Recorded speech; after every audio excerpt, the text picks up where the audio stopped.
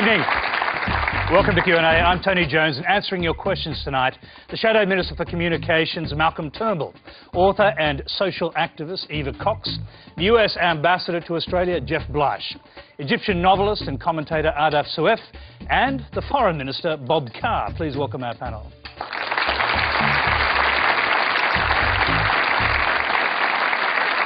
Thank you. Well, Q&A is live from at 9:35 Eastern Daylight Saving Time. It's simulcast News 24 and News Radio. You can go to our website to send a question or join the Twitter conversation using the hashtag that just appeared on your screen. Our next question tonight comes from Mary Nicola. My question is to the US Ambassador.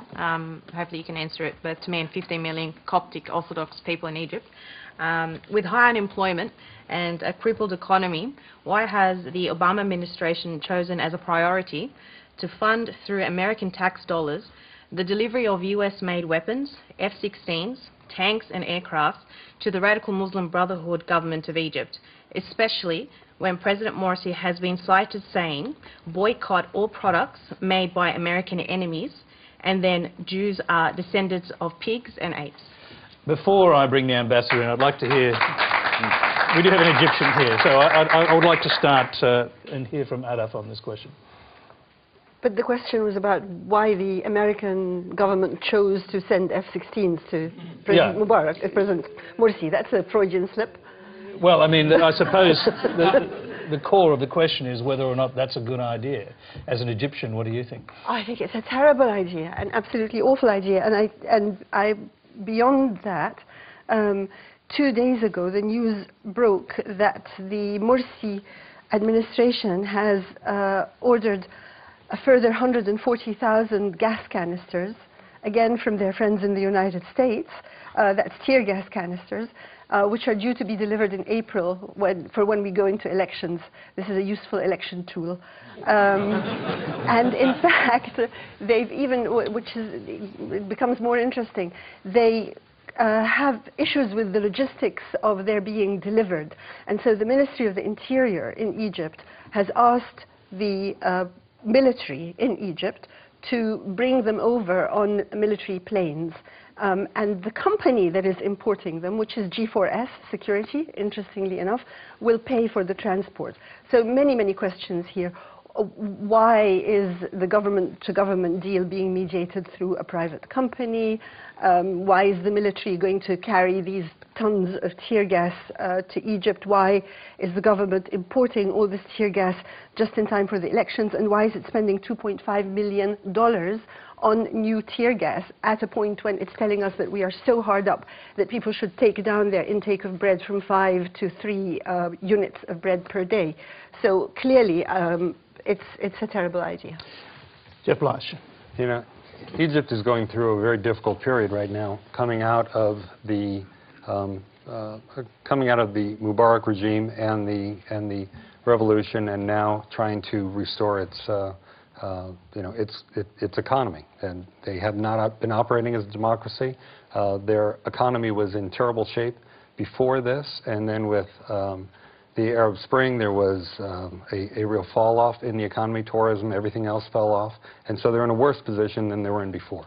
The U.S. has been trying to allow the people of Egypt to determine their own leadership. At the same time, we've been trying to make sure that the economy stays stable enough that it doesn't descend into chaos. We're providing humanitarian assistance into Egypt.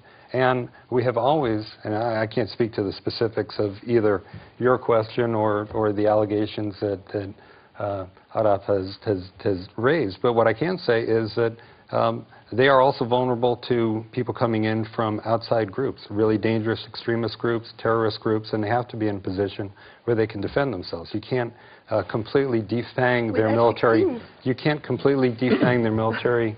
It's not, well, I mean, but what you're really doing is basically honouring a commitment to the previous dictator to sell 16, or give them, in fact, 16 F-16s, 200 Abrams tanks. I mean, that's quite a substantial military assistance. Well, you know, we are assisting them not in taking action against their own people. We're trying to protect them against outside invading forces which could And every country needs to have the ability to protect themselves. Yeah, can we just shift this here? I've raised with Hillary Clinton and with others in Washington the issue of protecting minorities, the Western world taking an interest in protecting the minorities of the Middle East. The question comes from a woman who identified herself as someone with a Coptic background. Perhaps 10% of the population of Egypt is Coptic, and they feel very, very nervous at the present time. In September in Egypt, I was able to ask President Morsi whether, on behalf of all the Copts I know in Australia, this splendid community, whether he could give me guarantees I could take back that he would protect them. And he said, I don't want to be head of a theocratic state or a military state. I want to be head of a civil state. I want to be president for all the Egyptians.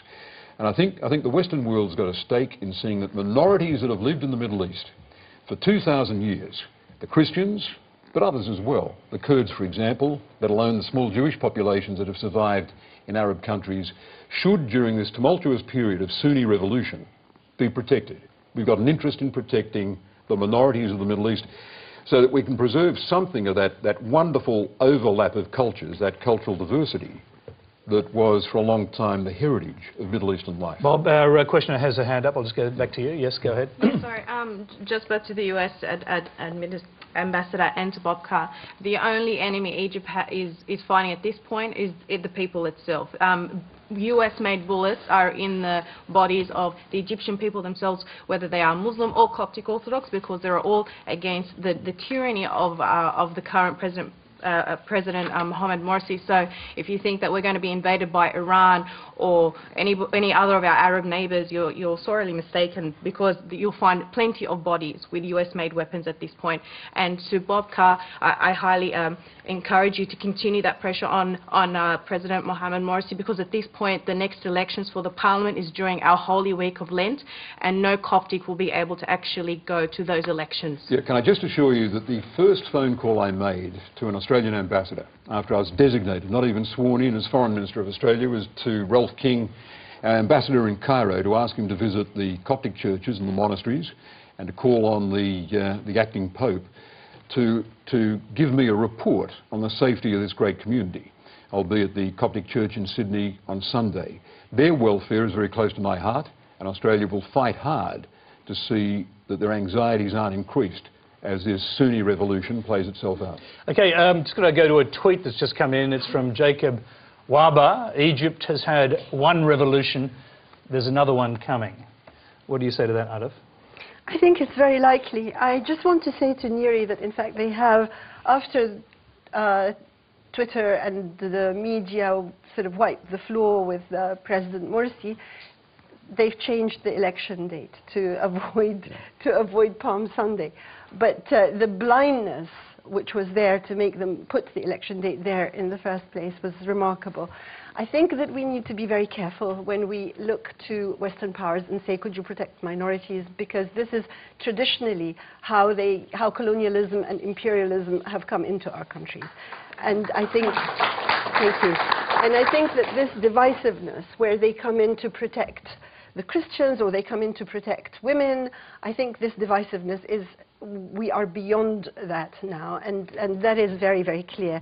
And I think that one of the amazing things about the revolution, and that we've seen since the revolution, has been the extent to which society, and particularly within the revolution, has moved to assert Egyptian unity and the absence of that kind of division. I mean, people actually, like Muslims going to church to pray with the Christians, like Mass and prayers being celebrated together in Tahrir and so on.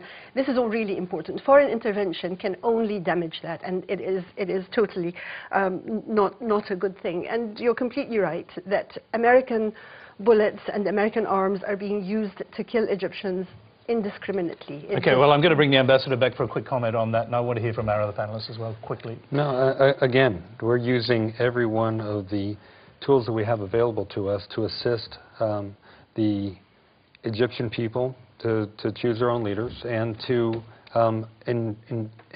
get those leaders to respect human rights. That's what all of our efforts are geared towards. And there are diplomatic efforts behind the scenes. There are humanitarian efforts. There's the use of economic incentives and humanitarian incentives. Yeah, Tony, I think this is a point worth making. When I talk about protecting minorities in the Middle East, I don't mean any crude intervention, but I do mean when we sit down to talk to the head of an Arab country, when we get past talking about selling them patrol boats or working towards a Middle East peace process or whatever, there is always an agenda item which is about this, which is about human rights. A gentle, persuasive representation that they should protect their minorities because those minorities are part of the patchwork of the Australian community, and it is an Australian interest. It's an Australian interest to see that they're protected in these countries. Not just the Copts in Egypt, but all right, but Kurds I mean, throughout the Middle East. I mean, I'd like to hear from our other panellists, so I won't sort of let this go for too long. But I mean, do you worry about the fact that our key ally is providing fighter jets, tanks? That's a matter of the bilateral relationship between the United States and Egypt. Okay. Yes, Malcolm Turnbull. Well, I agree with Bob's enlightened remarks, and I think the single most important thing that we should be demanding and indeed providing encouragement for is the rule of law. Unless you have the rule of law, which means that the majority can't wipe out the minority, then democracy just becomes majoritarian tyranny. The challenge that the Copts have in Egypt is frightening. That is an existential threat, absolutely, as indeed is the position potentially faced by the Alawi in Syria, and indeed the Christians in Syria as well, not to speak of the Shia. I mean, the if democracy means a Sunni majority can wipe out the minorities, then that is not what we can accept as a democracy. But you know, we need very, very cool heads, and we need to be calm about it. I mean, Bob has been very calm tonight, although last October, Bob, on the ABC, you called for Bashar al-Assad to be assassinated. No, that's not right. I mean, that's plain silly. That's not right. Well, you did on Four Corners. I remember precisely what I said, and the tape will confirm it. I was asked to speculate how the regime might end. I was asked to speculate how the regime might end the week after the Minister for Defence had been assassinated. And I pointed out that it could come with the shearing off of part of the yellow-white support base, and that could be accompanied by an assassination. Malcolm, that is very, very different from calling for an assassination. Well, Bob, but seriously, very different. But Bob, seriously, all of us were anxious about if you did have a hit list, who would be on it? Whether, given the... Malcolm, you would not be on it because you're my favourite Liberal leader. Yeah, but what...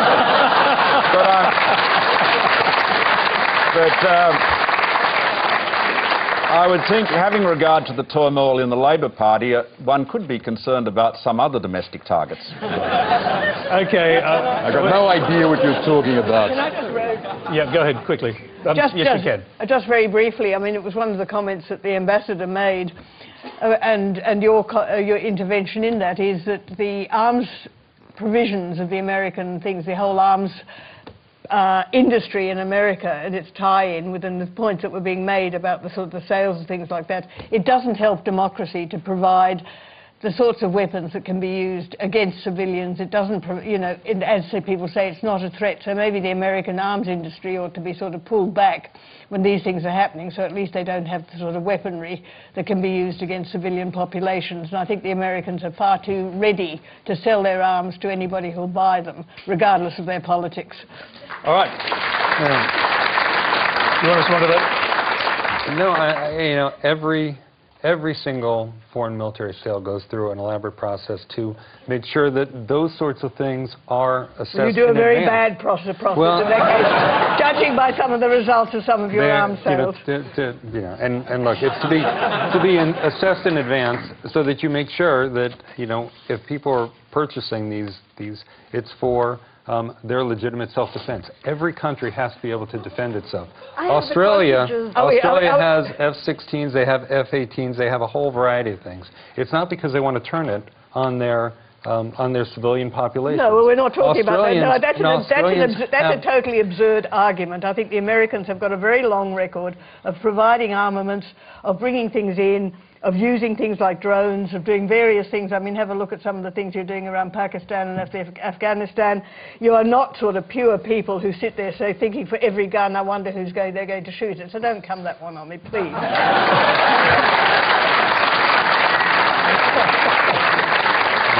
Well, you know when you're on Q&A.